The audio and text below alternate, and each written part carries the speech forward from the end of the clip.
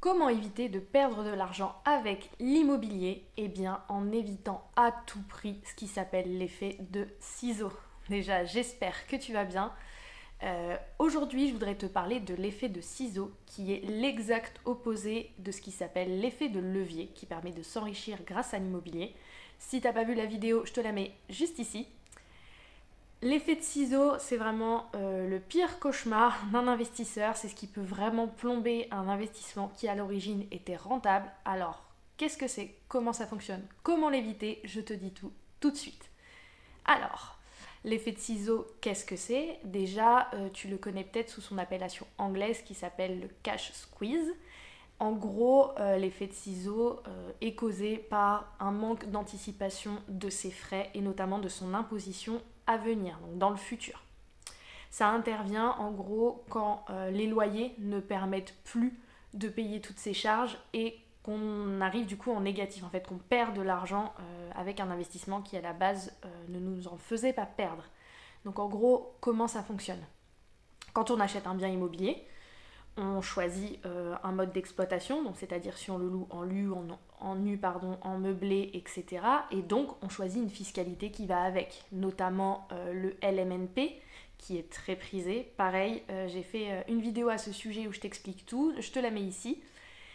Et grâce à cette fiscalité et ce mode d'exploitation, on peut passer certains frais qu'on paye en charge ou en amortissement et ainsi on limite notre imposition en fait.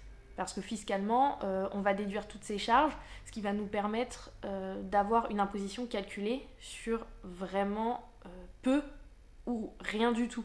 Si à la base on était imposé sur 10 000 euros mais qu'on a énormément de charges qu'on va déduire, on va peut-être être imposé que sur 2 000 euros. Donc forcément, là, on va payer beaucoup moins d'impôts. Donc sur les premières années, en général, ça va. On a fait nos calculs en fonction, l'investissement est rentable, on ne paye pas trop d'impôts, tout va bien. Mais l'effet de ciseaux arrive après quelques années. Là, c'est quand on arrive à un stade où on n'a presque plus rien ou plus rien à déduire et que les impôts nous rattrapent et que là, on doit payer les impôts plein pot et que ça efface du coup tout ou une partie de notre rentabilité.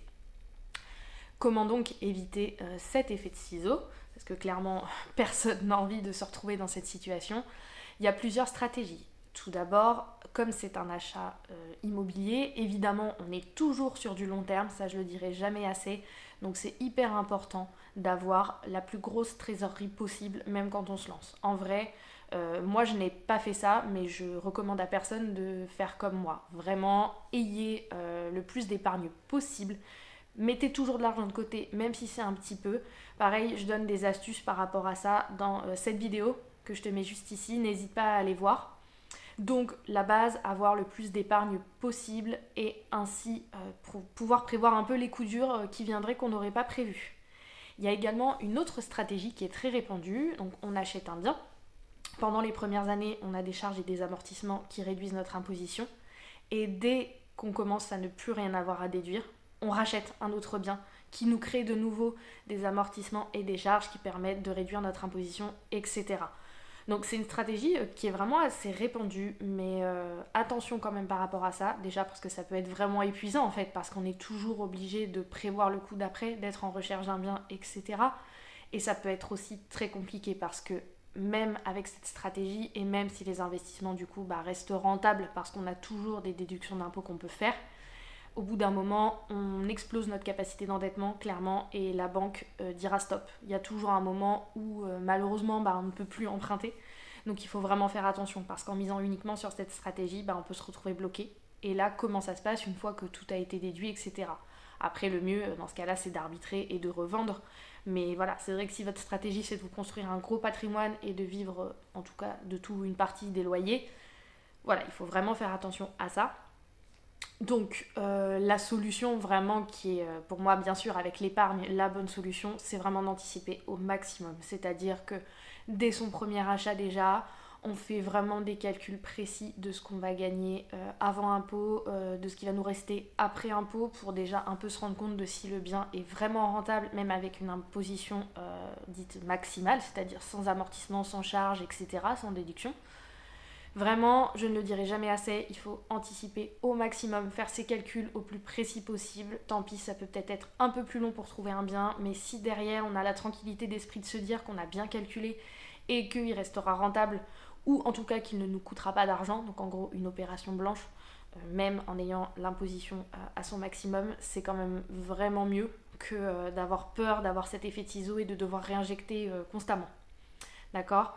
Donc vraiment, toujours être vigilant et toujours anticiper. Et bien sûr, et ça c'est la corrélation, se former à l'immobilier. Je sais que j'ai certaines questions, des fois on me dit mais pourquoi se former? En fait, si je veux acheter, bah, je vais visiter et j'achète. Oui, mais ça marche quand on veut sa résidence principale. Par contre, quand on veut louer, il y a vraiment des choses à savoir justement pour pas perdre de l'argent.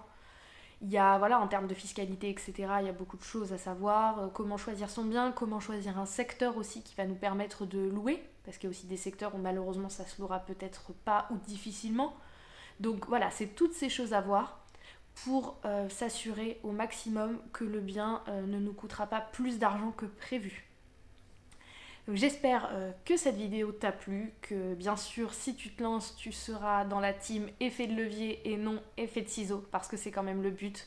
Si tu as la moindre question, n'hésite pas à la mettre en commentaire ou à me contacter via mes réseaux sociaux, je te les mets dans la description. Si t'as aimé, n'hésite pas à t'abonner, à activer la cloche, à partager, etc., à en parler autour de toi. Et je te dis à bientôt.